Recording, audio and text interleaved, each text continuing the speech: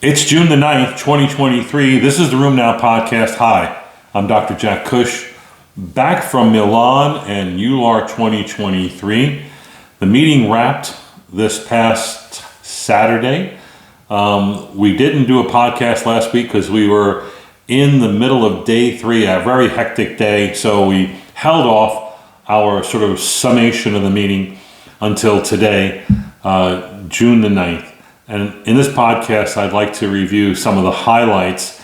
And in looking back on the meeting, it was a good meeting. EULAR should be commended for getting back to normal. They tried to do posters. They could have done a better job of posters. But the sessions were really well run, really well moderated. A lot of good questions from the audience. A lot of great research was presented. I want to review for you what I think are some of the highlights for research in lupus, RA, gout, systemic JIA, maybe a few others.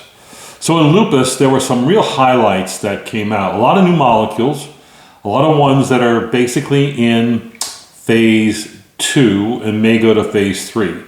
But let's begin with a drug that looked great in phase 2 and then failed in phase 3 and is no longer being pursued, and that's baricitinib. That's right, the selective JAK inhibitor that looked good in phase 2 but didn't look good in the BRAVE 1 and 2 trials, and hence Lilly has suspended its development of baricitinib for lupus. Interestingly though, another group did their own trial, and this is a head-to-head trial of 4 milligrams of baricitinib against IV cyclophosphamide 0.7 milligrams per meter squared given monthly. This is OP0053, the efficacy and safety of baricitinib in patients with active lupus nephritis, a placebo-controlled or an active-controlled phase 3 trial. So in this study, they had 30 patients in each group. And the question is, what's the endpoint? They're going after lupus nephritis. These were patients with class 3 and class 4 proliferative disease. The primary endpoint was a single variable, and that was proteinuria, judged at week 24 and week 12, week 12 being the primary endpoint. At both week 12 and week 24, the baricitinib outperformed, significantly so, cyclophosphamide. So at week 12, significant reductions in proteinuria was 70% on baricitinib and only 43% on cyclophosphamide. When you looked at it out to week 24, and I think even 48, it was something like still 75 versus 50. It was still very significant. Now, the fault here, of course, is that they're using proteinuria as an endpoint. And there are many other endpoints that could be used, should be used, but it turns out some of their secondary endpoints also look good here. The question is, why is Lilly not pursuing this drug? And again, the reason they're not is because they had very high placebo response rates in their placebo-controlled trials in the BRAVE 1 and BRAVE 2. Actually, in one of those trials, it was really a very high level and killed any efficacy that could be seen with the drug. So this is kind of confusing. I think it's good data, but really maybe it helps other JAK inhibitors, such as deucravacitinib, a TYK2 inhibitor, or upadacitinib, and that's still in play. More on that in a minute. The next 3 are drugs that are in development and in phase 2. OP0137, telitacicept, and we've seen this before. It's a novel dual inhibitor of BLyS in April. It's supposed to knock out B cells, a phase 3 randomized placebo-controlled trial. It's approved in China since 2021. The primary endpoint was week 52, and it looked at SRI-4 going in. And you know what? They did very well. 80% if you were on the dual inhibitor, telitacicept, and 40% on placebo. Very clean, but this needs to be repeated. It's only phase 2. Again, a lot of lupus trials look great in phase 2 and not so good in phase 3 when the numbers get higher, when they go to more centers being studied. Another new compound is ianalumab, also called VAY737. This is from Novartis. It's an anti-BAFF receptor monoclonal antibody, poster number 0120. And they gave this as a monthly subcutaneous drug given over a 6-month period in patients with active SLE. They only enrolled 67 patients. The primary endpoint was a week 28 SRI-4 and then being on 5 milligrams or less of prednisone. And at week 24 or week 28, it was 70% on the BAFF receptor inhibitor and 24% on placebo. So an early phase 2 looks good. This drug has also been studied and looked good in Sjogren's syndrome. And lastly, the other phase 2 trial comes from AbbVie, OP0139, the efficacy and safety of ABBV-599 high dose. It's a combination of elsibrutinib, it's a BTK inhibitor, and upadacitinib. 4 arms: placebo, upadacitinib alone, or the combination of upadacitinib plus elsibrutinib. Turns out that upadacitinib outperformed placebo.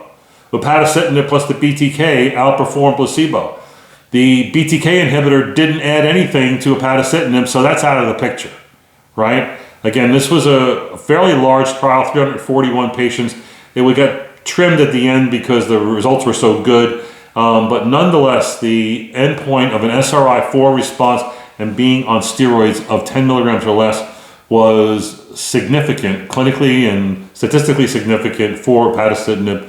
This is phase 2. We look forward to a much larger phase 3. And lastly, with ACR, we talked about deucravacitinib, the Paisley study, a very large 300-400 patient study in phase 2, looked really good, and the question is why. And this poster, POS0112, looked at the mechanisms that underlied the response that was seen in the Paisley study. And in this study, they showed pretty convincingly the deucravacitinib, the TYK2 inhibitor, suppresses interferon genes. It interferes with B-cell pathways, serologic markers, a bunch of chemokines, including CXCL10 and CD38, and autoantibodies go down.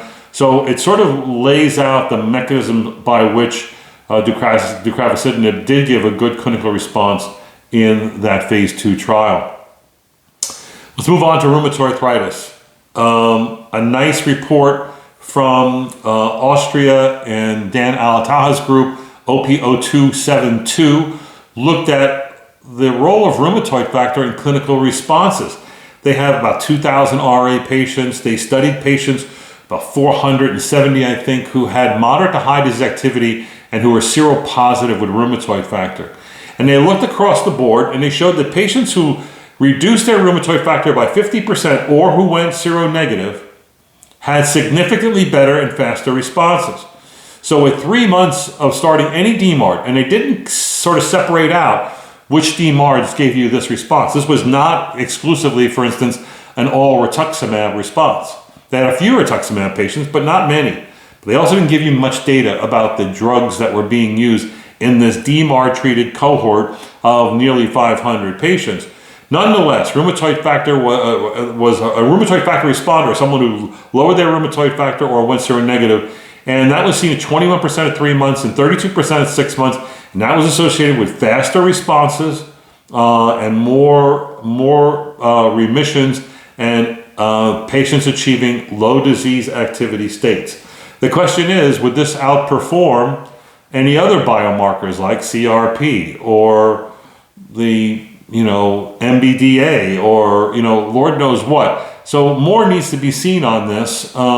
It's been long known that if you did go from seropositive to seronegative, that patients tend to do well, except we don't do that. We shouldn't do that. I'm still advocating you not do serial rheumatoid factors or ACPAs or ANAs in your patients.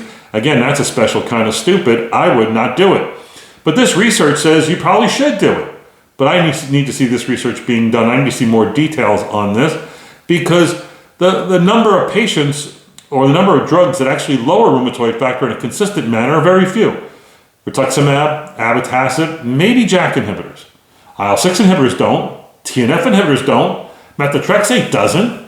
But then again, there's an occasional TNF inhibitor, IL-6 or methotrexate patient who does lower their rheumatoid factor. And that probably reflects overall downregulation of the immune response, and yes, patients are going to do better.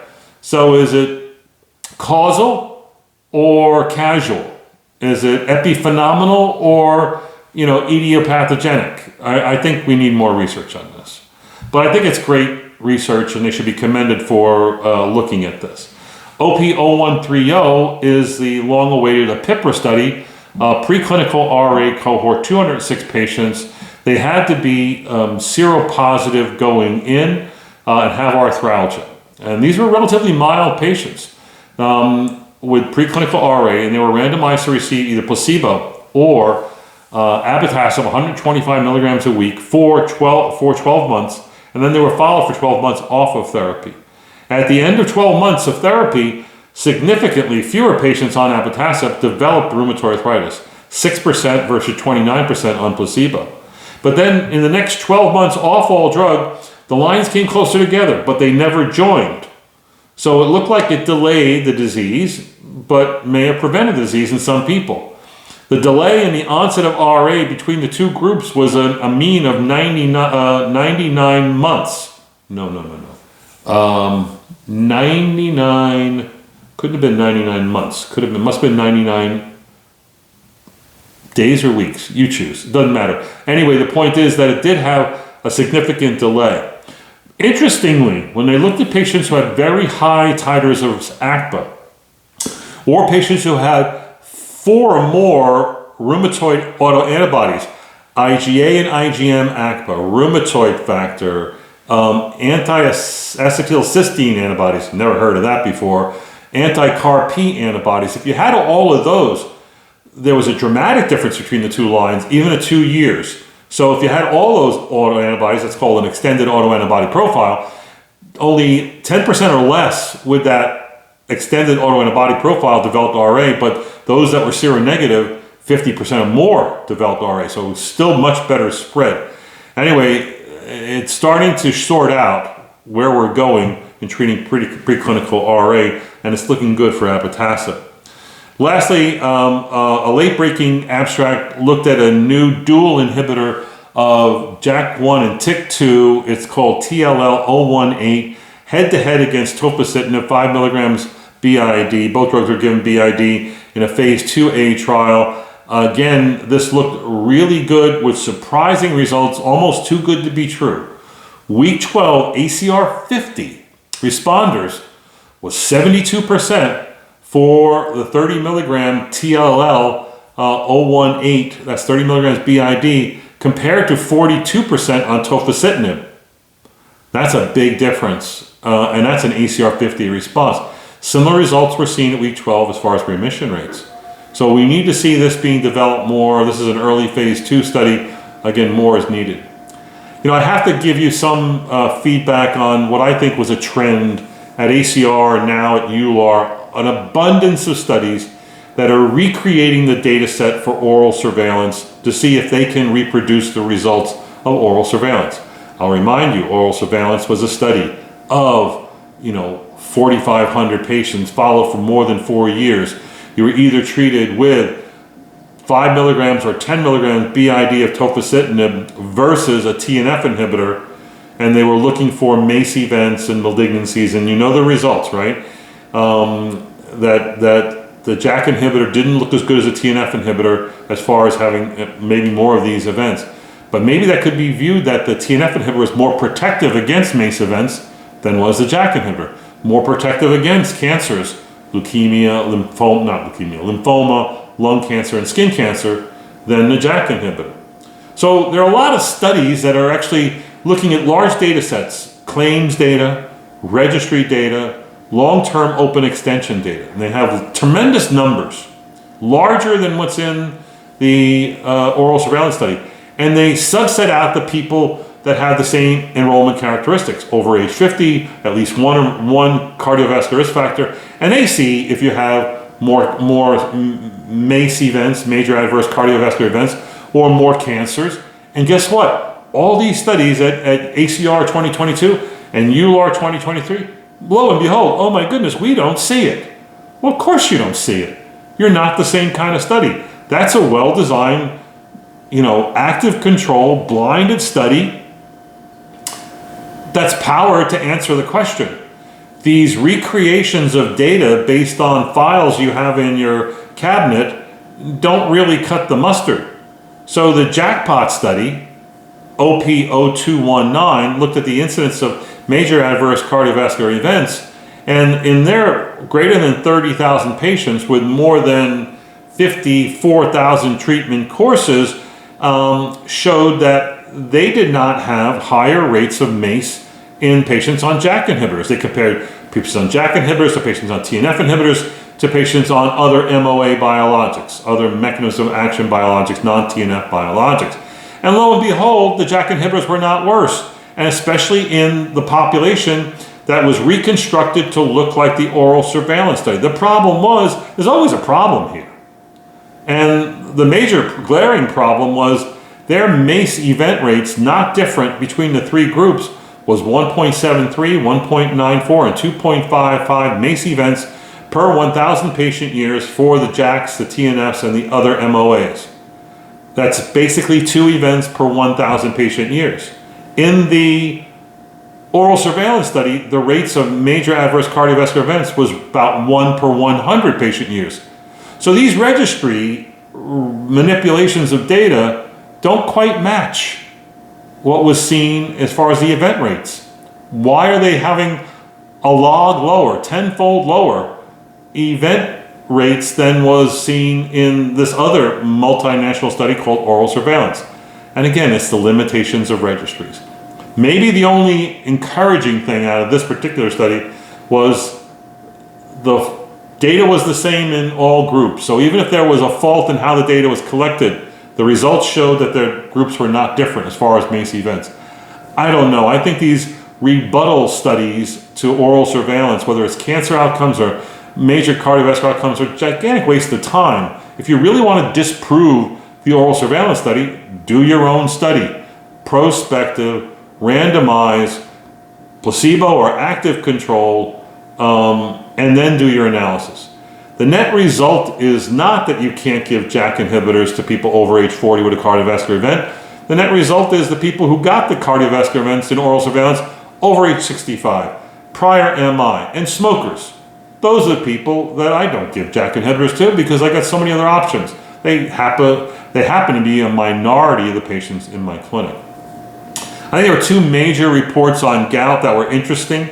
LB, late-breaking 0002, the safety and efficacy of SEL-212 in patients with chronic refractory gout refractory to steroids and other conventional therapy. This was presented by Herb Baraf. Great presentation. 2 studies, the Dissolve 1, Dissolve 2. Is that not a good study name for a drug that you hope was going to make tophi go away? SEL-212 is 2 drugs given together. One is a nanoparticle of rapamycin that's given to tolerize and limit the induction of anti-PEG antibodies that goes with the uricase molecule. It's called pegadricase. I got to keep saying it. It's an IV infusion. Together, this is called SEL-212, and the results were great. The primary endpoint in both studies was lowering your uric acid below 6.0, and they all did this really, really well.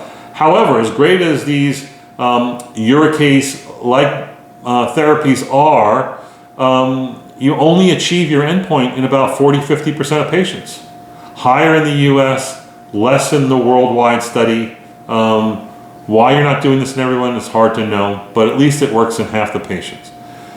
We await probably a larger, maybe, I don't know, this actually might be enough to go in front of the FDA. A newer molecule called AR882 is a URAT1 inhibitor that's in development, OP0295. The 12-week double-blind placebo-controlled study of phase 2B.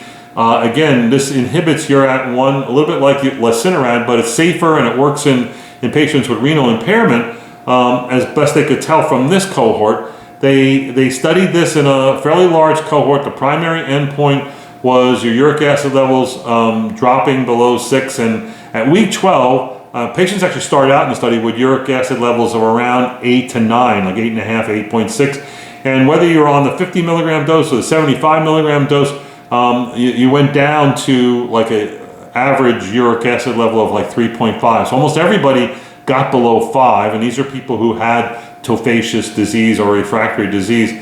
So this looks to be a promising compound for the treatment of gout. A few more, there were 2 long-term studies that are comforting. Georg Schett did an update to his CAR T-cell therapy report, OP0141. He now, at ACR, he presented 5 patients. Here at EULAR, he presents 7 patients, all, refractory to multiple therapies with lupus, all stopping those therapies and going on CAR T-cell, and they all go into remission. They all drop their B-cell numbers. Again, really impressive results. He also reviewed the sporadic use of, again, CAR T-cell in anti-synthetase syndrome and also in scleroderma. So we're going to start seeing more CAR T-cell therapies for these refractory autoimmune diseases. This is novel therapy, and the more it gets used, the cheaper it becomes. The other great follow-up was OP0166, Fabrizio Di Benedetti, again giving us an update on the long-term results with emapalumab, a drug that's approved for HLH. In this study, it was being given to 14 patients with systemic JIA who developed macrophage activation syndrome. And the interesting thing about that is continued efficacy and no long-term toxicity. And the vast majority of these patients all dropped their steroid use. And what I liked about this study was these patients were very sick. They developed MAS, and half of them continued their anakinra throughout the study, and then you stop the emapalumab and they stay on the anakinra going forward. So this was encouraging data about the long-term safety. There were a few reports on Still's disease, AB 1503 from Ruschetti and whatnot. Interesting, looked at the impact of obesity in adults and kids with Still's disease on outcomes, and they showed that if you were obese with Still's disease, you are more likely to have a chronic clinical course, prolonged disease, and be refractory to at least one biologic DMARD. It's very similar to that you see with obesity's effects in RA and PSA and even AS, where it basically, obesity adds to the inflammatory burden of the disease and makes the disease difficult to control. Another abstract I thought was interesting was OP0034 from Foll et al. Looks at the predictive utility of calprotectin, also known as MRP8/14, myeloid-related protein 8, myeloid-related protein 14. These are S100 proteins that really outperform other biomarkers in distinguishing systemic JIA from all other JIA, from other autoimmune diseases and other inflammatory conditions, including infection. This is really a cool thing. We wrote about it in 2022 as a novel biomarker for Still's disease. This should be used early on in the diagnosis and probably should be used in following patients. Lastly, I want to talk about artificial intelligence, machine learning, deep learning, neural networks, and ChatGPT. It's all over the place. It's all over the meeting. And the bottom line is that we saw examples of this now starting to make practical sense, where they're showing the use of these tools that can now predict disease, like RA, can now predict the progression of X-rays and MRIs in RA or in spondylitis, can now help develop the next best therapy. Because when you choose your next DMARD, you're going with your gut. You know the data, you know what you've seen, but you're guessing. It's a coin toss. I think with artificial intelligence, what I call Moneyball approach to treatment, you're going to get smarter. You're going to be the digitally enhanced physician. This is what the future is going to look like.